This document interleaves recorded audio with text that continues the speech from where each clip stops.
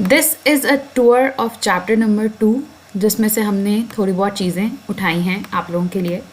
जैसे कि for example उसने सबसे पहले बताया statement is a declarative sentence that is either true और false but not both simultaneously.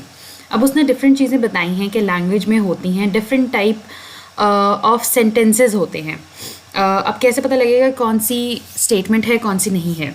For example is the test today is a question not a statement. Go get a newspaper is a command कि आप किसी को order कर रहे हैं, ये true false नहीं हो सकता। This is a nice car is also not in that also not lies in that आप लगा लें कि पूल के जिसमें आप ये कह रहे हो कि इज़ दिस ट्रू और false. This is an opinion, किसी की ओपिनियन ये हो सकती है, किसी की ओपिनियन हो सकती है this is not a nice car.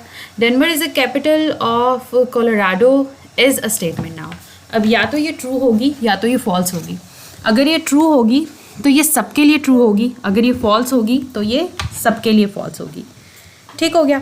Statement का बताने के बाद उसने क्या किया हुआ है, यहाँ पे देखें आपको उसने डिफरेंट तरह की एग्जांपल्स दी हुई हैं और उनको सॉल्व भी किया हुआ है। इस बुक की सबसे अच्छी बात यह है कि वो आपको एक्सरसाइज पे लेके जाने से पहले एग्जांपल्स पे लेकर आता है। जैसे कि यहाँ पे देखें Florida is a statement in the United state.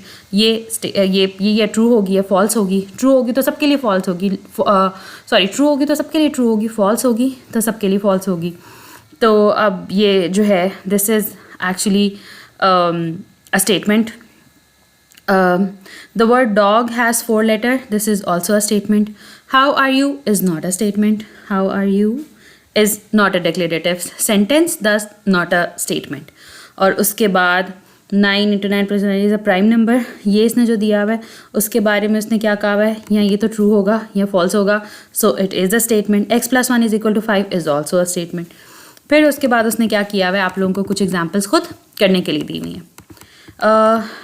उसका चैप्टर का टूर सिर्फ इसलिए just to give you an idea कि हम लोगों ने जो उसमें पावर पॉइंट प्रेजेंटेशन में देखा है वो सारा कुछ इधर से ही था।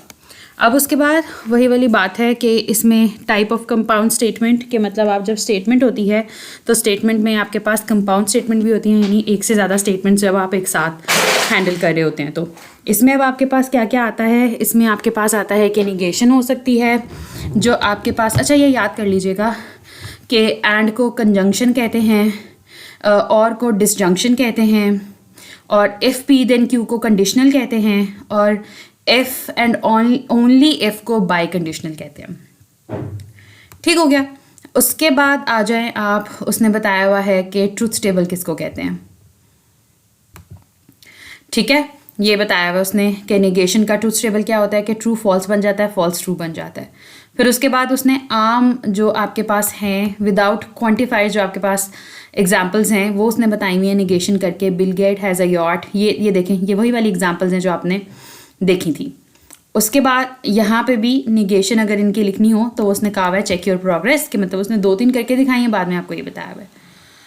उसके बाद उसने जो आपको सिखाया हुआ है वो सिखाया हुआ है right compound statement in symbolic form, कि ये सारी आपके पास हैं और आपने क्या करना है, इन सबको इसमें कन्वर्ट करना है सिंबॉलिक फॉर्म में। तो जैसे हमने कहा था कि टुडे इज़ फ्राइडे तो पी आ गया, and it is raining, raining Q है और एंड लगा हुआ है तो दरमियान में आप क्या लगा देंगे, एंड लगा देंगे। और फिर उसके बाद उसने एक एग्जाम्पल भी आपको दी हुई है जिससे आप चेक कर सकते हैं अपनी प्रोग्रेस को। इसी तरह से उसने वाइस वर्सा भी किया हुआ है कि ये आपके पास सारी की सारी जो है ना वो हैं स्टेटमेंट्स, और ये नीचे जो है वो सिंबॉलिक उसने रिप्रेजेंटेशन है कंपाउंड स्टेटमेंट की। आपने बताना है स्टेटमेंट है क्या।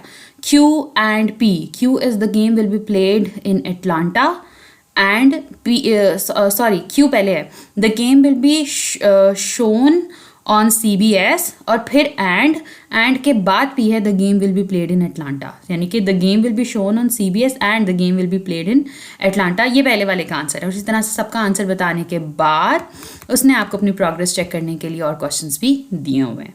ठीक हो गया। अब यहीं पे साथ साथ जो है ना वो उसने डिफरेंट ट्रूथ टेबल भी आपके साथ शेयर किए हुए हैं। जैसे कि ये देख लें, ये उसने ट्रूथ टेबल जो है वो आपके साथ शेयर किया हुआ है, ये उसने और का ट्रूथ टेबल आपके साथ शेयर किया हुआ है। साथ साथ उसने बताया हुआ है कि जो आपके पास डिसजंक्शन है यानी कि और है, ये सिर्फ तब ट्रू होता है जब P ट्रू हो या Q ट्रू हो या दोनों ट्रू हो, तो ये सिर्फ तब फॉल्स होगा जब P और Q दोनों फॉल्स हों। इसी तरह एंड के बारे में भी उसने आपको बताया हुआ है कि कंजंक्शन है, और कंजंक्शन जो है वो सिर्फ तब ट्रू होता है जब P और Q दोनों ट्रू हों, otherwise it will be false. उसके बाद उसने यहाँ पे क्या बताया हुआ है आपको, यहाँ पे उसने आपको बताया हुआ है determine the truth value of the statement. तो आपने ये बताना है कि इसमें से कौन सी स्टेटमेंट ट्रू है, कौन सी स्टेटमेंट फॉल्स है। उसके बाद वही क्वांटिफायर और वो आगे थे हमारे पास क्वांटिफायर्स एंड निगेशंस। उसमें भी यही करना था। मैंने आपको बताया था कि किसको किससे चेंज करते हैं। ऑल और आर का मतलब क्या है? ऑल का मतलब है यूनिवर्सल क्वांटिफायर, आर का मतलब है पॉजिटिव स्टेटमेंट। इसको चेंज कर दें, एक तो सम लगा दिया और साथ में आर नॉट लगा दिया। मतलब सम क्या था? सम था आपके पास एग्जिस्टेंशियल क्वांटिफायर, यूनिवर्सल क्वांटिफायर को एग्जिस्टेंशियल में चेंज किया, और आर से आर नॉट करने का मतलब ये है कि पॉजिटिव सेंटेंस को नेगेटिव में चेंज किया। नन का क्या मतलब है?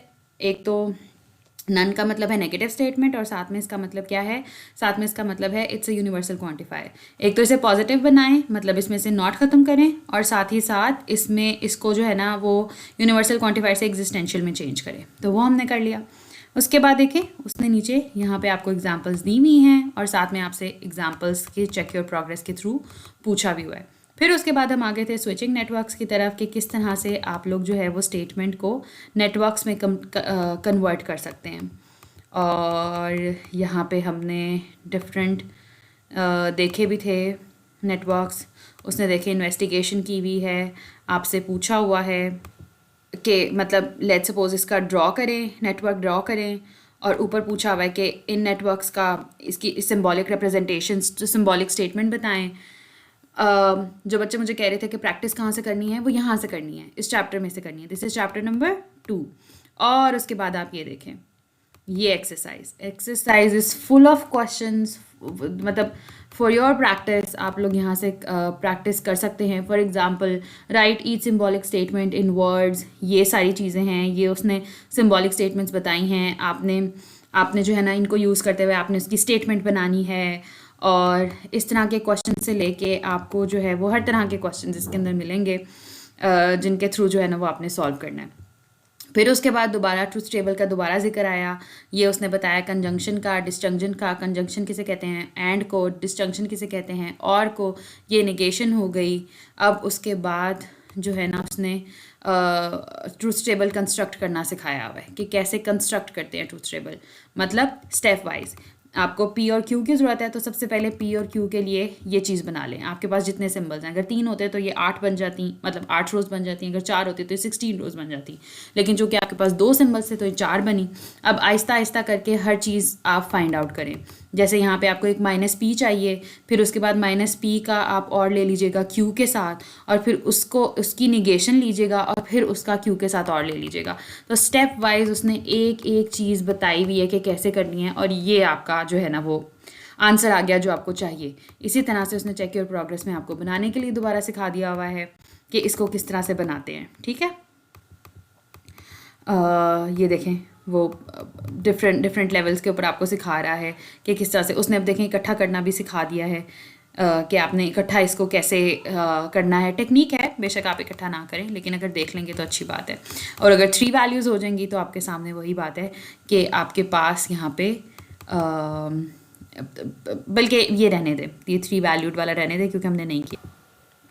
अब आ गया आपके पास कंडीशनल, जो आपके पास होता है नहीं इफ़ एंड ओनली इफ़। ये हमने जैसे मैंने पिछली बार भी कहा था कि ये तब फॉल्स होता है जब आपके पास P और Q हो और P इम्प्लॉयज़ Q हो, और इसमें क्या हो रहा हो कि आपके पास जो Q है यानी कि जो देन वाला पार्ट है वो आपके पास आ रहा हो if P is true and Q is false, it is true in all other cases. और फॉल्स सिर्फ तब है if P is true and Q is false. Hello, आवाज़ नहीं आ रही जी सॉरी, मैं क्लास के दरमियान में बना रही थी इसलिए आपको आवाज़ आई है।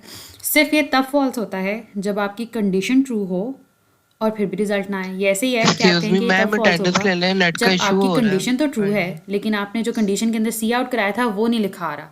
सिर्फ तब इसके अंदर मसला होता है, तभी आपके पास फॉल्स होता है, अदरवाइज इट इज़ ट्रू। आपकी कंडीशन ट्रू होगी, लिखा हुआ आ गया, यार वेरी मैम गुड। ने कहा था कि आपकी मैं वीडियो कंडीशन बना रही हूँ तो ट्रू बोलना नहीं ना। हुई तब भी लिखा हुआ आ गया, हाँ हो सकता है। आप ये एजाज ये क्या नाम सिचुएशन है हमने आपका? पहली वाली जो आपकी वीडियो थी ना, वैलिड इनवैलिड आर्गुमेंट वाली, उसमें भी देखा था। और ये कब होता था? ये तब होता था जब हम कहते थे कि लेट्स सपोज आपने सी आउट करवाया हुआ है हेलो वर्ल्ड, लेकिन आपकी कंडीशन ठीक नहीं हुई, फिर भी हेलो वर्ड लिखा आ गया है। अब क्यों लिखा आया होगा? इसलिए लिखा आया होगा कि हो सकता है कोई और कंडीशन ट्रू हुई हो और फिर लिखा हुआ आ गया हो हेलो वर्ड, तो ये वाली सिचुएशन भी एग्जिस्ट कर सकती है। और अगर आपकी सिचुएशन वो कंडीशन भी ठीक नहीं है और हेलो वर्ड लिखा हुआ भी नहीं आया, तो दैट इज़ ऑल्सो ट्रू, ऐसा ही होना चाहिए था। मसला तब आता है जब कंडीशन ठीक होने के बावजूद जो कंडीशन के अंदर आपने ऑपरेशन लिखा हुआ है वो अगर ना हो, तब मसला आता है इफ़ पी देन क्यू में। इसको आप वैसे भी पढ़िएगा ना, if P then Q ITC के हिसाब से, तो आप इसे ज़्यादा रिलेट कर पाएंगे कि कंडीशनल कैसे चल रहा है। और जो बाई कंडीशनल होता है उसमें क्या होता है? बाई कंडीशनल में ये होता है कि आपके पास सिर्फ वो तब ट्रू होता है जब पी और क्यू दोनों ट्रू हों या पी और दो दोनों फॉल्स हों। मतलब जब एक जैसी वैल्यूज़ हों तो ट्रू होता है, जब वैल्यूज़ एक जैसी ना हो, ट्रू फॉल्स हो या फॉल्स ट्रू हो, तो ये फॉल्स हो जाता है। ठीक है, अब ये इसलिए इतना ज़्यादा ज़रूरी नहीं है क्योंकि truth table was not our concern, तो मैं वैसे आपको बता रही हूँ कि कंडीशनल और बाई कंडीशनल में ऐसे होता है, इसे आपको याद ही करना पड़ेगा।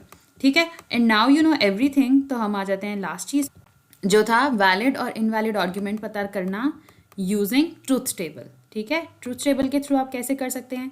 सबसे पहले तो right an argument in symbolic form, उसका ट्रूथ टेबल बनाएं, और अगर ट्रूथ टेबल में कोई ऐसी सिचुएशन बन रही हो आपके पास कि ये पढ़ लेते हैं यहाँ से, कोई ऐसी सिचुएशन आपके पास बन रही हो कि इफ़ द कंक्लूसिव यानी कंक्लूजन जो है वो फॉल्स है और बाकी सारे प्रेमिसेस जो हैं, मतलब कंक्लूजन फॉल्स है और प्रेमिसेस सारे ट्रू हैं, it is an invalid argument. कि मतलब अगर लेट्स सपोज आपने डिफरेंट इफ़ कंडीशंस लगाई हुई है ना, और सारी इफ़ कंडीशन ट्रू हैं लेकिन तब भी सी आउट हेलो वर्ड नहीं लिखा हुआ आ रहा, इसका मतलब है कि मतलब जितनी सारी ट्रू और जिन सब का देन में हेलो वर्ड लिखा हुआ था वो सब की सब ट्रू हैं, फिर भी नहीं लिखा आ रहा, तो इसमें क्या मसला हो गया? तो तब ये होता है जब आपके पास फॉल्स हो और आप देख लें सारी की सारी कंक्लूजन, जैसे यहाँ पे आए फॉर एग्जांपल, इस वाली एग्जांपल में आते हैं, ये ट्रू है, ये फॉल्स है, लेकिन आप देखें प्रेमिसेस में से भी ये गलत है, तो हाँ फॉल्स हो सकता है। ये ट्रू ही है, ये फॉल्स है और प्रेमिसेस में से भी एक फॉल्स है, इसका मतलब यहाँ पे गड़बड़ नहीं है। लेकिन जब आप दूसरी एग्जांपल में आते हैं तो देखें ये फॉल्स है लेकिन इसकी सारी प्रेमिसेस ठीक हैं। अब ये जो है ना, दिस इज़ एन इनवैलिड। ठीक है, ये आपका पूरा का पूरा एक आप लगाएं कि आखिर में आके हमने एक कंक्लूजन की है कि आप लोगों ने ये सब कुछ देखना है और ये सब कुछ है आपके वैलिड इनवैलिड आर्ग्यूमेंट का पार्ट, और statement, compound statement, negation, quantifiers, ये सब आप लोगों ने कवर करना है for your upcoming quiz. Thank you so much.